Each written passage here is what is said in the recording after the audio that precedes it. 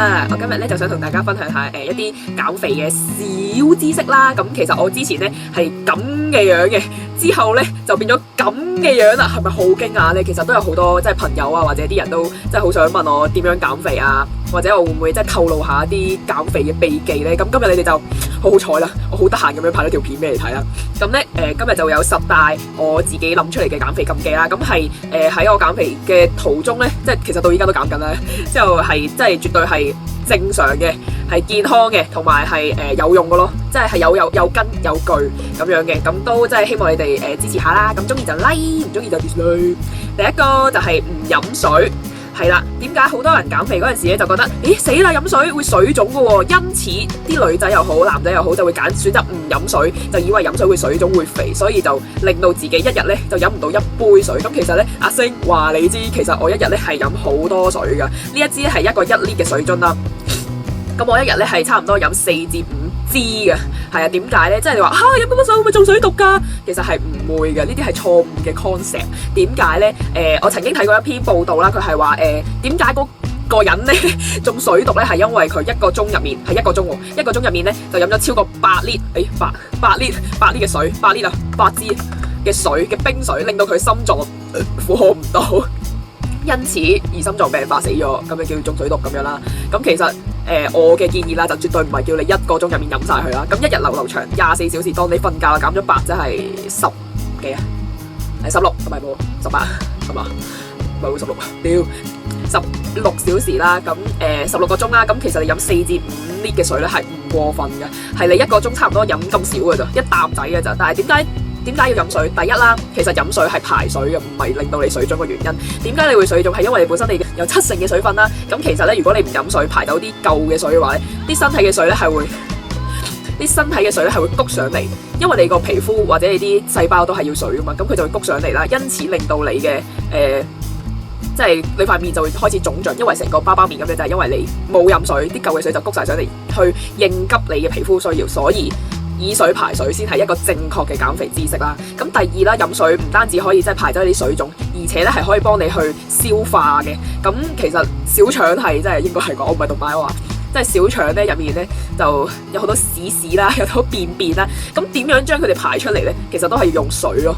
係啊，所以好建議大家多飲水去減肥，千祈唔好因為驚水腫或者驚中水毒而唔飲水，呢個係一個絕對錯誤嘅 concept 啦。咁其實你見到好多例子啦，好多運動員佢哋一日都係飲咗好多水嘅，因此咧你冇同我講話佢哋中晒水毒你死咗你咁樣啦。係啦。第二就係千祈唔好節食減肥啦。何謂節食？即係成日都唔食嘢去減肥，呢個係更加錯誤嘅 concept。因為我自己本人試過啦，我試過節食咗1日啦，其實已經捱唔住噶啦。因為咧你個人根本需要，你由細到大都食開嘢，你冇理由你成世唔食嘢噶。如果你一食嘢就會反彈，呢個係真係親身經歷翻嚟嘅。除非即係你呢一世打後嘅日子都唔再食嘢啊，咁就可能瘦嘅。不過你死得咯，係啦。但係節食咧，第一啦冇營養價值啦，你啲身體細胞啦就真係得唔到營養啦，咁消化系統又唔得啦，啲屎又屙唔到出嚟，其實真係總之唔健康啦。第二啦就係節食減肥咧係減唔到㗎，係啊，同埋係絕對唔健康㗎。你可以話係少食，但係唔可以節食，因為係會少抽抽，係啦。第三就係唔食早餐，點解呢？即係啲人驚咩啊？其實我未聽過話食早餐係會肥咯，係睇你食咩早餐。早餐呢，我就建議大家揀啲蛋白質高嘅，即係豆漿啊、牛奶啊，加個三文治咁樣，就千祈唔好去日日食 M 記、KFC、某餐廳 ABC 餐嗰啲啦。咁就因為出面其實都好多嗰啲油膩嘅嘢啊。第一啦，第二冇營養啦，第三其實都幾貴下，係啦。冇乜價值咯。咁點解一定要食早餐咧？減肥嗰陣時，因為你一個人咧瞓咗差唔多10個鐘，我瞓10個鐘對唔住。一個人啦，一日就瞓咗差唔多7至8小時啦。你嘅細胞咧係好飢餓嘅，所以你第一個最重要其實係早餐咯。等你個細胞吸收翻啲營養。第二咧，咁你第一餐咧其實真係最易吸收嘅一次啦。咁如果你唔食早餐嘅話咧，你 lunch 咧就會喪食嘢，或者就算你食少少嘢都好啦，你個細胞已經好飢餓，差唔多10幾20個鐘冇食嘢啦。咁如果你諗下，如果你食個 M 記，咁佢咪吸晒一個包嘅卡路里咯，係咪先？但係如果你早餐咧已經食咗啲啲啦，咁你個細胞冇咁飢餓啦，咁佢就唔會吸咁多咯，即係好似一個海綿咁，你得閒滴幾滴水落去，佢第二次滴嗰陣時咧就唔會即係索晒咯，你明唔明啊？同埋咧唔食早餐咧係好容易令到個人嘅健康係出現即係一啲問題，例如係會血糖低，甚至係暈低咁樣咯。第四就係唔食飯啦，即係唔食碳水化合物。點解話減肥？即係點解唔可以唔食碳水化合物呢？即係有啲人就會話食肉減肥法啊，或者食菜減肥法啊，其實係冇用嘅。親身經歷絕對冇用。點解？因為你嘅營養唔均衡係第一啦，第二呢，其實你係食唔飽嘅，因此你嘅細胞都係好飢餓嘅。所以咧，除非你成世都唔食飯啦，不過冇乜可能咯，我覺得真係啦。之後其實一個人咧減肥咧都係需要一個好健康嘅一個飲食習慣，先至可以令到你嘅新陳代謝去排走你嘅脂肪嗰啲拜拜肉咧，唔方便 show 出嚟，係啦，所以唔好嘅，因為你食肉根本係冇纖維啦，亦都冇碳水化合物啦，咁點排便呢？係咪先？但係如果你淨係食菜咧，得纖維咧，你冇啲碳水化合物或者肉類嘅嘢咧，等佢去黐住，其實得菜係排唔到嘅，因為纖維係消化唔到噶嘛。咁你如果你冇嘢消化，咁排咩啫？排翻成條菜出嚟咩？係咪先？係啦，咁樣啦。之後第五就係食零食啦。點解呢？其實少食多餐係即係有人係試過減到好肥嘅。咁就零食方面呢，我就建議大家千祈就少食一啲比較加工嘅食品咯。點解呢？即係好似呢啲啊，或者呢啲啊，或者呢啲啊，或者呢啲啊，呢啲都係害人不淺啊！我都成日食啊，所以都肥咗唔少啊。因為呢，其實零食入面加工咗好多嘢，防腐劑等等啦。其實同埋零食嘅營養價值其實係最低嘅。點解呢？因為佢哋係糖分高、鈉嘅含分，即係鹽啦，鹽分都好高，即係薯片啦，鹽分係高嘅，雪糕啊係糖分高啦，同埋脂肪都好高嘅，同埋最緊要佢哋係冇乜營養價值，冇蛋白質、冇纖維，所以令到你嘅身體係吸收咗多餘嘅鹽分啦、糖分啦、油分啦、脂肪啦，咁多嘢咯，所以係少食為妙啦。咁其實如果你真係口痕咁點算啊？我就會建議大家揀翻啲生果啦，生果其實都幾止口痕㗎，即係士多啤梨啊、藍莓啊、蕉就 OK 嘅，但係就唔好一日食太多啦，一日一條好啦。大啲嘅大蕉啊，同埋奇異果啊，即係呢啲係即係蘋果啊，係咯，呢啲都好平啦，即係其實都平過你嗰啲包裝嗰啲薯片噶啦，所以咧，但係營養價值係高啲嘅，同埋即係有纖維啦，可以幫助你消化啦，係啦。咁如果真係口痕咁點算啊？我幫唔到你啊，你減唔減啊？係啊，或者我教你咯，即係佢咪有人話少食多餐嘅，咁你咪將 lunch 嗰個飯分3次食咯，咁你會唔會咁做先？咁唔會啊嘛，即係其實係 work 嘅，少食多餐，即係你嘅細胞咧，即係如果唔係長期處於一個飢餓狀態咧，我哋人嘅新陳代謝咧係會提高嘅，所以新陳代謝其實係用嚟燃燒我哋嘅脂肪啦，同埋促進即係啲頭髮生長嗰啲啦，我唔知啊，之後係咯，所以咧。其實即係分餐食，即係一個餐，即係一個 lunch。如果你分開3次去食，咁係 OK 嘅。但係唔係叫你一個 lunch 乘3咁樣，即係乘3次去食咯，食3個 double 嘅份量，咁就係錯嘅。係啦，第6就係重口味啦。乜嘢叫重口味咧？即係唔係呢啲啊？即係重口味其實係講緊一啲鹽分辣，即係甜酸苦辣鹹，太鹹太酸太辣都係唔好嘅飲食習慣，因為佢係會積聚喺你嘅大髀嗰度噶，係下半身係咁積聚噶，所以咧就建議大家食清淡啲啦。第7就係唔好食減肥藥。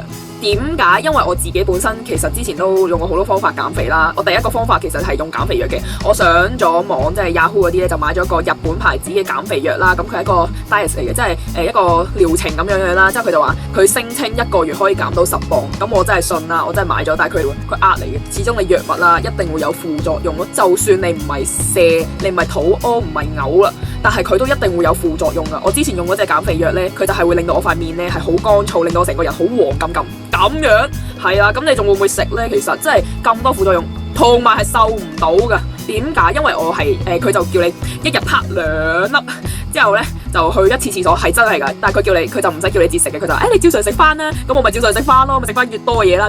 所以呢，我覺得藥物真係好唔建議大家去用咯。即係你寧願自己健康啦，定係真係？你為咗減肥，你咪連健康都唔要啊！就係過量嘅運動啦，係做運動係的確可以減肥，提高你嘅新陳代謝，可以減肥啦，同埋可以燃燒你嘅脂肪啦，建立一啲瘦嘅肌肉啦。但係咧過量嘅運動咧就好唔建議啦。即係例如一個正常嘅女仔，一日做3至4個鐘嘅劇烈運動係會死嘅，即係唔係會死，係會攰死，而且咧係我覺得唔健康嘅。點解咧？因為你本身你嘅人嘅消耗量咧冇咁高嗰陣時咧，你去做咁多嘢嗰陣時，你係會令到自己好 wing 嘅。我之前就試過啦，咁運動係要做嘅，但係就真係唔建議做得太多啦。例如1個鐘左右就係我嘅極限啦，真係極限啦！即係除非係一啲即係比賽前啊，我就會練多啲波咁樣。但係咧，我就絕對唔會日日去過3個鐘，日日3個鐘係真係會攞人命嘅，對我嚟講啊。之後同埋咧，你做咗咁多運動咧，你消耗咗咁多咧，你都會食翻咁多嘢咯，係真係相對啊！你明唔明啊？所以咧就建議大家做少少運動，不過咧最緊要係 keep 住做啦。keep 住做運動係最好嘅，咁就例如你咧可以去跳下鄭多燕啦，即係呢啲比較輕強啲，對我嚟講係比較輕強啲嘅運動啦。咁如果你自己因翻個時間啦，如果你真係好肥嘅話，你做得好辛苦嘅話，就建議你慢慢循序漸進咁樣去做啦。譬如第一次做15分鐘先啦，第2日就做半個鐘咁樣，即係唔好做得太多，因為其實呢啲都係有少少即係帶氧成分，即係都算係係會令到你出晒汗嘅一個舞嚟嘅，係啊，所以但係好 work， 我覺得真係好 work， 因為次跳完之後，咁你梗係要跟住啦，冇理由即係跳到半走咗路噶嘛，即係你一定要跟住去跳啦。咁其實你睇咗個 MV 跳咧，之後你就會真係成場跳晒咧，就覺得好攰，同埋一定會出咗好多汗。咁就記得補充啲水分啦，到時咁又或者你得閒咪游下水啊、踩單車啊，又或者跑下步啦。咁都係建議大家呢一個星期3至4日咯。如果你減肥嘅話，每次差唔多1個鐘到2個鐘啦，最多2個鐘啦，真係唔好太多咯。因為真係我覺得你哋冇咁嘅恆心啦，第一同埋第二啦，好辛苦噶真係。即係如果我減肥減得咁辛苦，我就好快放棄嘅。大家啦，即係飲翻水啦，清水啦，咁可以飲下啲運動飲料嘅，但係就唔好飲太多啦。其實水先係最重要咯。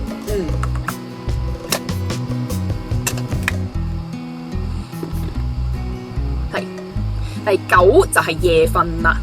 點解呢？其實我哋嘅新陳代謝係會因我哋嘅早睡早起或者夜睡夜起咁樣而改變嘅。新陳代謝越高咧，其實係越好嘅，因為你一日嘅新陳代謝可以燃燒晒你所有嘅卡路里。瞓覺嗰陣時嘅新陳代謝就會幫你喺度燃燒啊，或者消化嗰啲嘢。因此咧，其實早睡早起呢個習慣咧係好健康嘅飲食習慣同埋生活習慣咧，就係一個減肥嘅最好嘅一個標準咯，同埋最 work 係啦，最 work 嘅標準，最 work 嘅標準係啦。就係最後一個嘅，咁就係千祈唔好成日上磅啦，尤其是係女仔。點解呢？即係上你嗰啲電子磅又好啊，嗰啲浴室磅又好 ，no。點解？因為你日日磅，你就覺得，咦，點解今日重咗嘅？咁我唔減啦。話日日磅咧，每一日食嘅嘢同埋屙嘅嘢同埋飲嘅嘢都係唔同噶，所以你唔可以一日比一日咁樣比咯。你可以磅，但係唔該你即係我建議大家啦，就1個星期磅1次。咁你記錄低個 record 啦，咁你1個月睇翻你嗰1個月係咪真係有瘦到啦？如果冇嘅話，即係你減肥嗰個方案咧未咁好啊，即係可以再好啲啦。但係如果有瘦到，你就可以 keep 住啦。咁同埋女仔嚟講，點解唔可以成日磅咧？因為女仔都會有啲女人試出嚟噶嘛。女人試嗰排咧對我嚟講咧係好重噶，我係啲血咧可以即係重達2 kg 嘅，所以咧其實女仔嚟講咧係好飄忽噶個體重，不嬲都已經。所以咧都係建議大家1個星期磅1次或者2個星期磅1次，咁樣先係最準係啦。最準嘅。咁今日就講到咁多啦，咁我都好希望大家中意我呢個 topic 啦，同埋我都希望幫到大家啦。咁如果你哋有咩真係想減肥嘅，咁我都有啲方法介紹俾你啦。咁你可以喺 Facebook 揾我啦，又或者去 IG subscribe 我啦，咁或者再 follow 下我遲啲嘅近況。咁我都會拍翻套減肥日記，因為我而家肥咗，所以我都會拍翻套減肥日記。咁睇下大家同我一齊減咯，因為夏天啊嘛，女仔女人夏天梗係要減肥啦，去沙灘噶嘛，係咪先？所以 subscribe me and like me，拜拜。